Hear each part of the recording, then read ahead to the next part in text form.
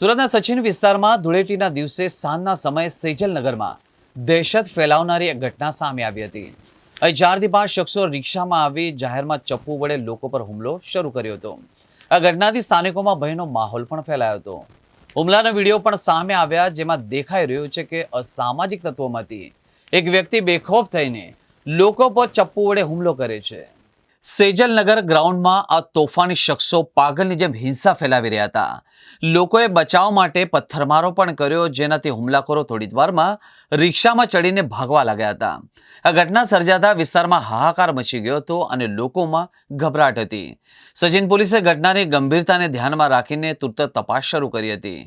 Police inspector વાઘેલાએ કહ્યું કે આ બનાવના વિડીયોની તપાસ કરવામાં આવી રહી છે અને તેના આધારે 4 શખ્સોની અટકાયત પણ કરવામાં આવી છે. હાલ વધુ પૂછપરછ ચાલી રહી છે અને હુમલાનું સાચું કારણ શું છે તે ઝડપથી બહાર આવશે. આ આખી ઘટના એક સામાન્ય બાબત પર થયેલી બોલાચાલી શરૂ થઈ હતી. બે જૂથ વચ્ચે કંઈક મુદ્દે ઉગ્ર વિવાદ થયો હતો અને થોડી જ વારમાં પરિસ્થિતિ બેકાબુ બની હતી. રિક્ષામાં આવેલા 4 થી 5 શખ્સમાંથી એક સફેદ રંગનો ટી શર્ટ પહેરેલા એક વ્યક્તિ એકાએક ચપ્પુ કાઢી લીધું અને હિંસક હુમલો કર્યો હતો.